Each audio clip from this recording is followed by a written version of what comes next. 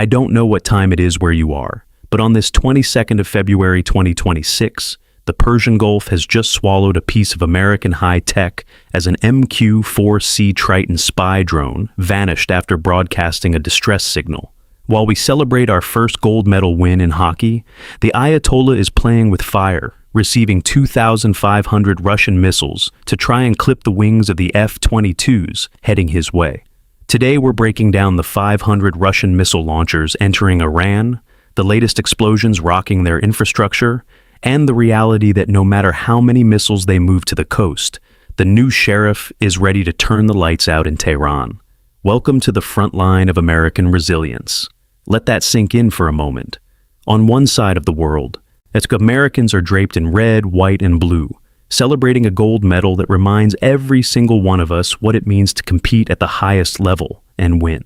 On the other side, over the dark waters of the Persian Gulf, a $120 million unmanned reconnaissance platform, one of the most sophisticated pieces of surveillance technology ever built, has gone silent. Its emergency transponder screamed 7700 into the void, the universal aviation distress code that tells the world something has gone catastrophically wrong, and then nothing. Radar contact lost. Telemetry severed. The MQ-4C Triton, the crown jewel of the United States Navy's high-altitude maritime surveillance fleet, simply ceased to exist on every tracking screen monitoring the region. And now the entire national security apparatus of the United States is asking one very pointed question. What happened over those waters, and who is responsible? Before we unpack every layer of this rapidly escalating situation, you need to understand the gravity of what we are dealing with. The MQ-4C Triton is not some off-the-shelf commercial drone you buy at an electronics store. This is a wide-body, jet-powered unmanned aircraft with a wingspan that rivals a Boeing 757, capable of flying above 50,000 feet for over 24 hours without refueling, scanning more than 2 million square miles of ocean in a single mission. It carries a sensor suite that can detect, identify, and track surface vessels and airborne threats across an area the size of a small continent. When the United States Navy deploys a Triton, it is deploying nothing less than an all-seeing eye in the sky, the kind of asset that gives American commanders a godlike awareness of everything moving in the battle space below.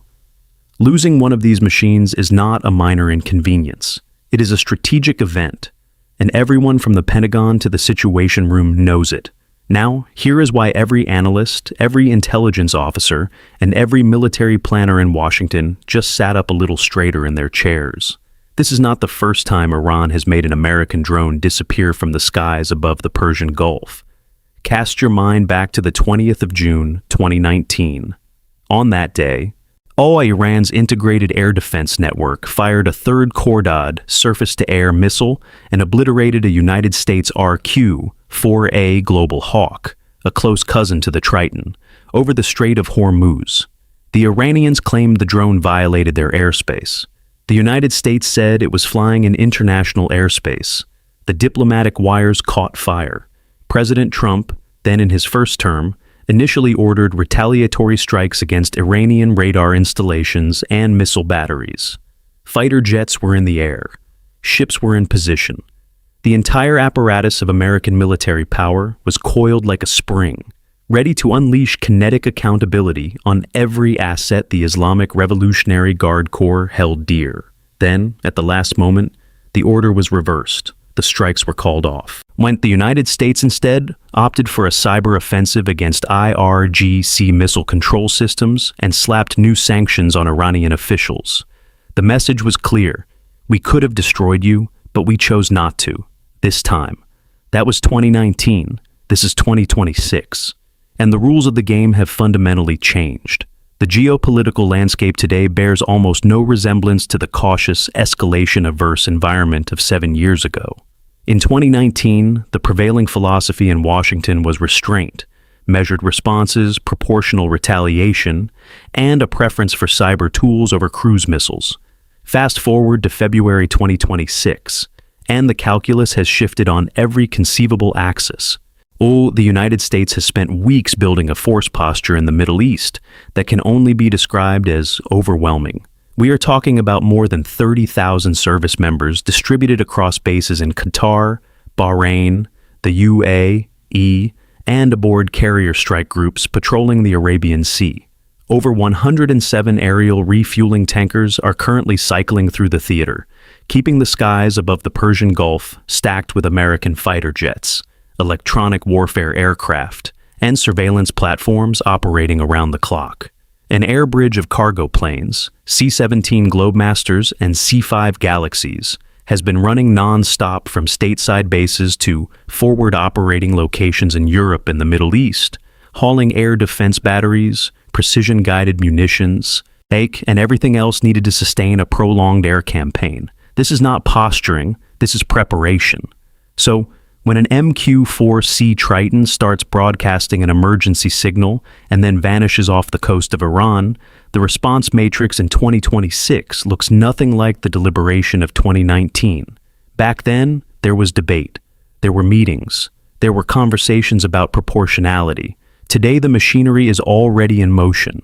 The apex predator does not need to be woken up. It is already airborne, circling, watching, and waiting. Let us now turn to what might be the most alarming development of this entire crisis, and that is the confirmed intelligence that Russia has secretly shipped 500 Verba missile launchers and 2,500 missiles into Iranian territory.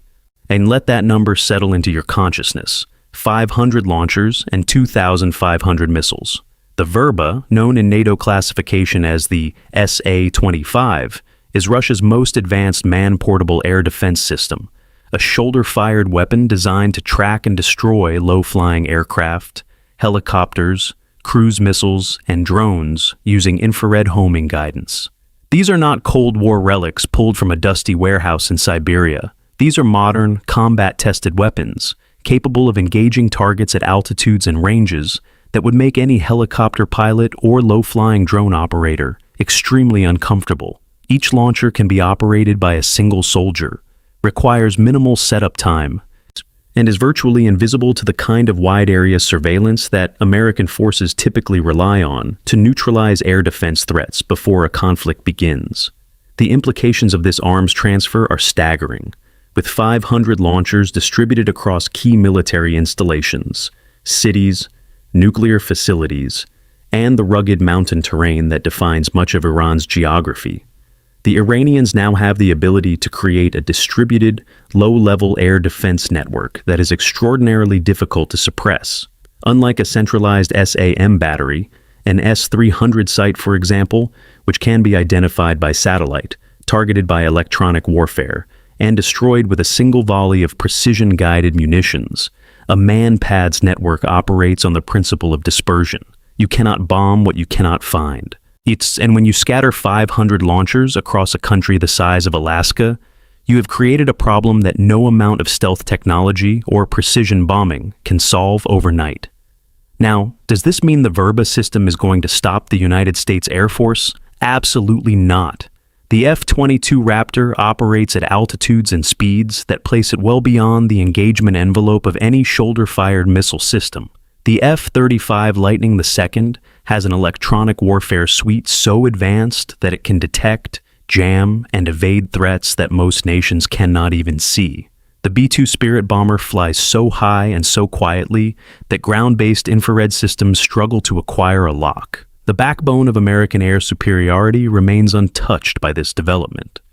But what the Verba transfer does accomplish is raising the cost. It raises the risk for lower-tier assets. Attack helicopters flying close air support missions, Reaper drones conducting surveillance at medium altitude, even cruise missiles following predictable flight paths toward known targets. It creates a threat matrix that American planners must now account for. And accounting for it means dedicating additional electronic warfare assets, adjusting flight profiles, and potentially accepting that some platforms may be contested in ways they were not before. And here is the broader strategic picture that cannot be ignored. The fact that Russia is openly, or at least semi-openly, shipping advanced weapon systems into Iran, while the United States is actively preparing for a potential military campaign against the Iranian regime, represents a dramatic escalation of great power competition in the Middle East. This is not simply an arms deal between two nations. This is Moscow inserting itself into the operational equation, sending a message that says, if you attack Iran, our technology will be on the other side of the battlefield.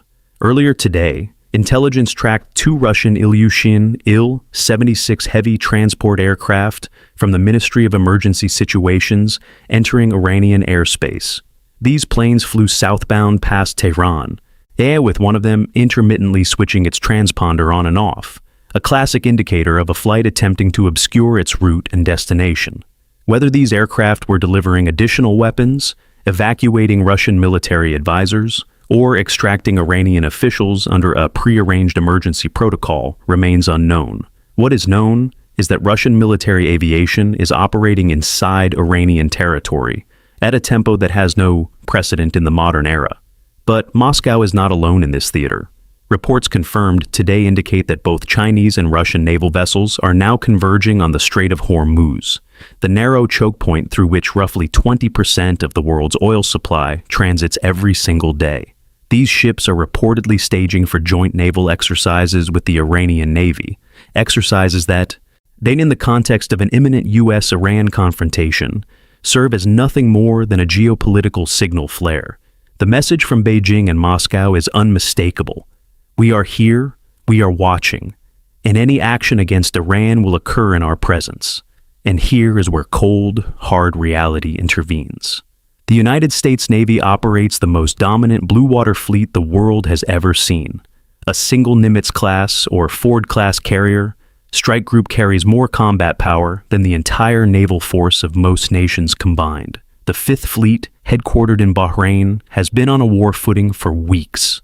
If Chinese or Russian ships interfere, and let us be very precise about this, if a single round is fired from a foreign vessel at an American warship, then the full weight of the United States Navy will respond with a ferocity that erases whatever sent that round. This is not bluster. This is the operational doctrine of the most powerful naval force in human history. Moscow and Beijing understand this, which is why their ships will watch, they will observe, they will report back to their capitals, but they will not engage.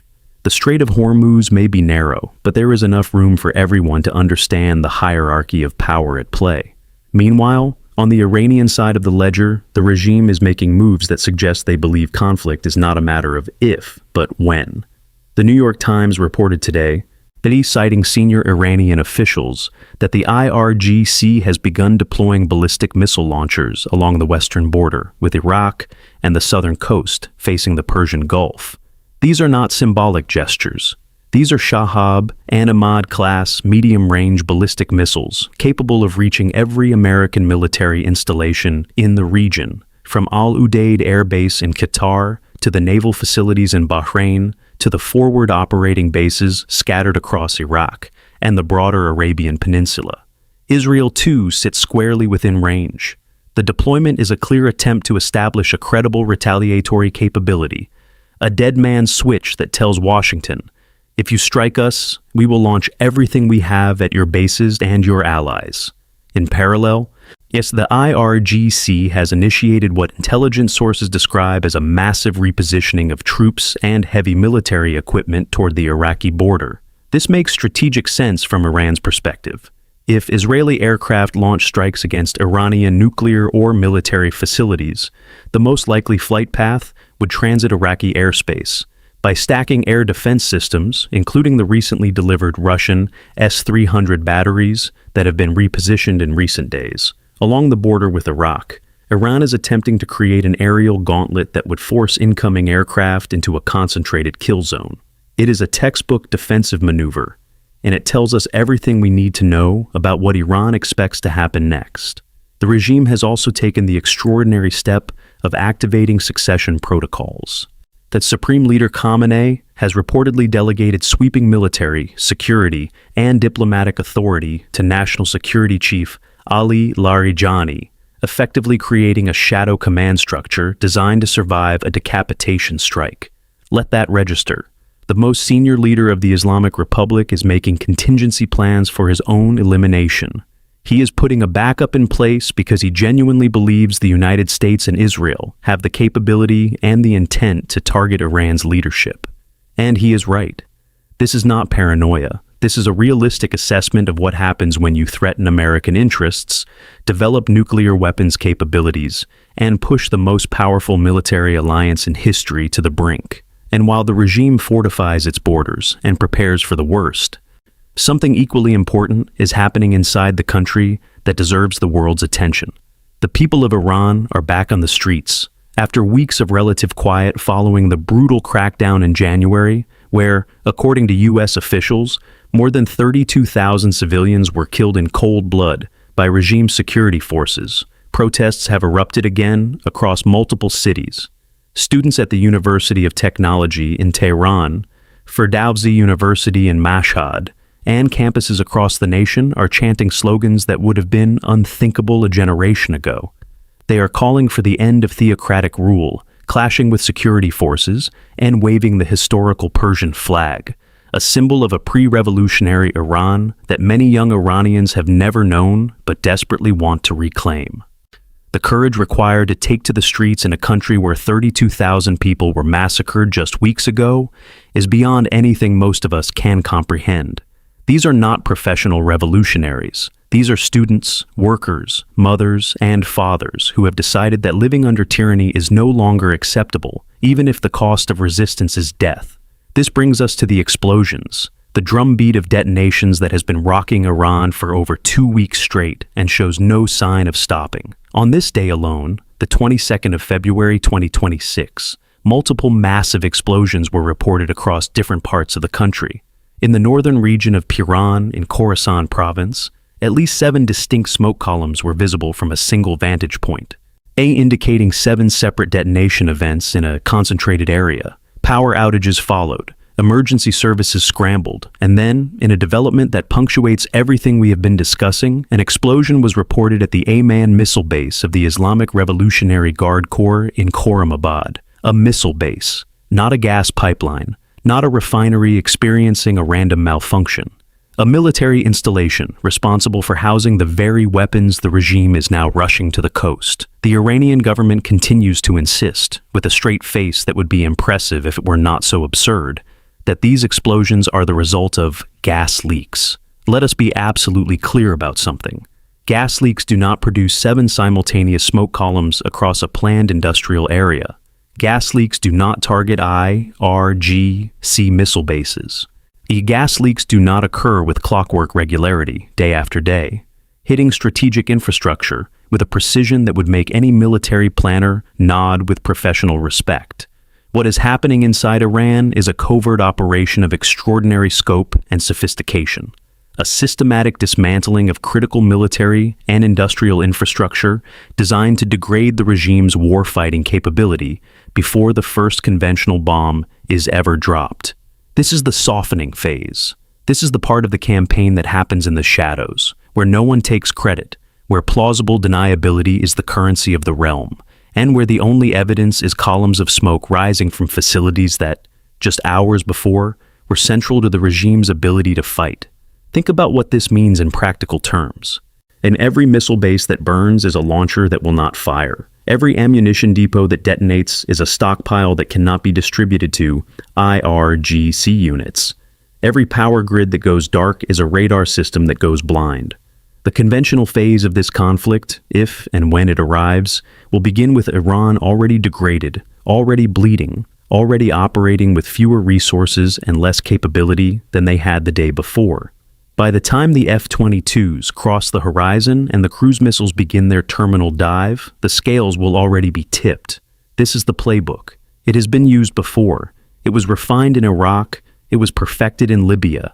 And now it is being executed in Iran with a level of coordination that suggests state-level capabilities far beyond what any non-state actor could achieve. The gas leak narrative is not meant to fool serious analysts. It is meant to buy the regime time to rally its forces, time to position its missiles, time to negotiate from a position that is growing weaker by the hour. And here is the brutal truth. Time is the one thing the regime is running out of.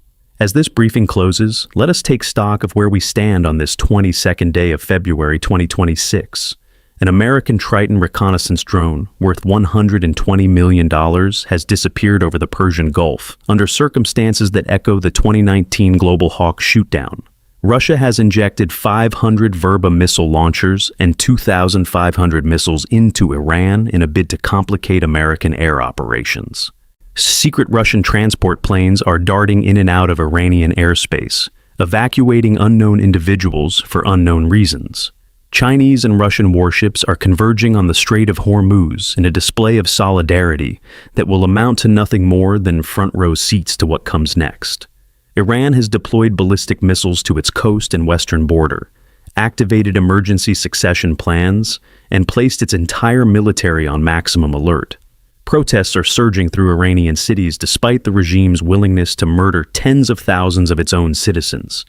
And explosions continue to rip through military bases and infrastructure at a pace that makes the regime's excuses sound more ridiculous with each passing hour. The United States has more than 30,000 troops in the region.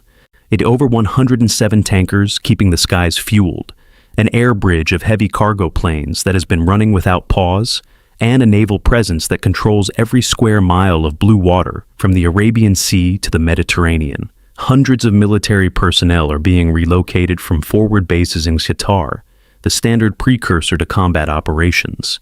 Air defense systems are being staged, munitions are being stockpiled, the pieces are on the board, and the board is the Persian Gulf. No one knows exactly when the first conventional strike will fall, but the pattern is unmistakable. The covert war is already underway. The infrastructure is being degraded. The defenses are being mapped. The population is rising from within. And the most powerful military force ever assembled is positioned, armed, and waiting with the patience of a predator that knows its prey has nowhere left to run. This is not 2019. There will be no last-minute reversals, no debates about proportionality while a $120 million drone lies at the bottom of the Persian Gulf. The sheriff is in town, and the message to Tehran, to Moscow, to Beijing, and to every actor watching this unfold is as clear as it has ever been. The era of unanswered provocations is over. Whatever comes next will be met with a response that is swift, overwhelming, and final. Stay sharp. Stay informed. This is a story that is being written in real time, and the next chapter could arrive at any moment.